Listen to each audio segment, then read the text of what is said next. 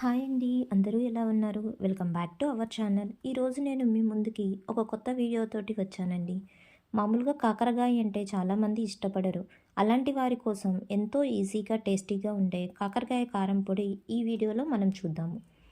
ఎంతో ఈజీగా మనం ఈ కారం పొడిని తయారు చేసుకొని ఎక్కువ రోజుల పాటు నిల్వ ఉంచుకోవచ్చు. కాకరకాయ అంటే ఇష్టపడిన వాళ్ళు కూడా ఈ కారంని చాలా బాగా ఇష్టపడతారు. దీనికోసం నేను ఒక హాఫ్ కేజీ వరకు కాకరకాయలని తీసుకున్నానండి. ముందుగా ప్యాన్ తీసుకొని ఆయిల్ వేడెక్కిన తర్వాత కాకరకాయలని ఈ విధంగా చిన్న చిన్న ముక్కలుగా కట్ చేసుకోవాలి.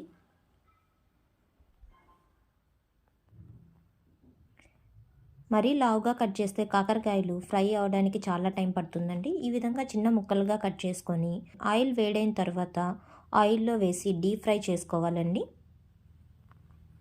కాకరకాయలు ఫ్రై బాగా అవ్వకపోతే కనుక మనకి కారం ఎక్కువ రోజులు అనేది నిల్వ ఉండదు. మధ్యలో మధ్యలో కలపెట్టుకుంటూ మనం కాకరకాయలని ఫ్రై చేసుకోవాలి.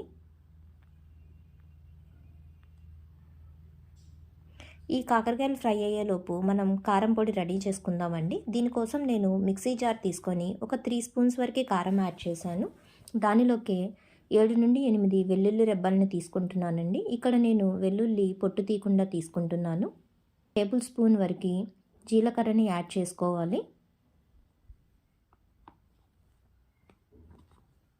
దీనిలోకి మనం ఒక కప్పు వరకు చిన్న కప్పుతోటి పల్లీలను యాడ్ చేసుకోవాలండి. వేయించిన పల్లీలను తీసుకోవాలి. ఇవన్నీ వేసిన తర్వాత మనం మిక్సీ పట్టుకోవాలి.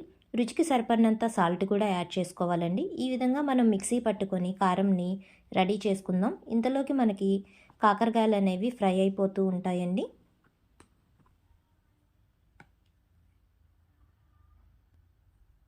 ఈ విధంగా మనం కాకరకాయలు ఫ్రై అయ్యేలోపు కారంని రెడీ చేసేసుకుంటే ఎంతో ఈజీగా మనం ఈ ప్రాసెస్ని చేసుకోవచ్చండి. ఇప్పుడు మనకి కాకరకాయలు కూడా రెడీ అయ్యాయి. ఇవి డీప్ ఫ్రై అయ్యాయండి. ఇప్పుడు ఈ కాకరకాయలని మనం వేరే బౌల్లోకి ట్రాన్స్ఫర్ చేస్తున్నాను. ఈ విధంగా మనకి క్రిస్పీగా ఫ్రై అవ్వాలి.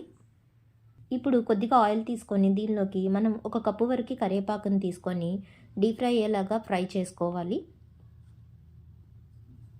కరివేపాకు ఫ్రై అయిపోయిన తర్వాత ఈ కరివేపాకును కూడా ముందుగా ఫ్రై చేసుకున్న కాకరకాయల్లోకి యాడ్ చేసుకుంటామండి. ఇలా యాడ్ చేసుకున్న తర్వాత ఇవి కొద్దిగా చల్లారే వరకు వెయిట్ చేయాలి.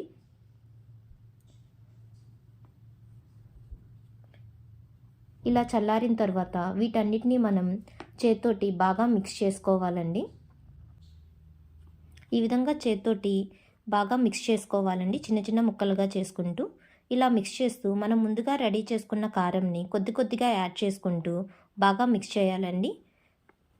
సాల్ట్ కూడా చెక్ చేసుకొని రుచికి సరిపడినంత సాల్ట్ని కూడా యాడ్ చేసుకొని బాగా ఈ విధంగా కలుపుకోవాలండి. అంతేనండి, ఎంతో టేస్టీ అయిన కాకరకాయ వెల్లుల్లి కారం అనేది రెడీ అయిపోయింది. ఇది మనకి చాలా రోజుల పాటు నిల్వ కూడా ఉంటుందండి. టేస్ట్ చూసుకొని సాల్ట్ అయితే తక్కువ ఉండకూడదండి. అంతేనండి, ఎంతో టేస్టీ అయిన కాకరకాయ వెల్లుల్లి కారం మనం ఇంట్లోనే రెడీ చేసుకోవచ్చు. కాకరకాయలు ఇష్టపడిన వాళ్ళు కూడా ఈ కారంని చాలా బాగా ఇష్టపడతారు. Thank you for watching.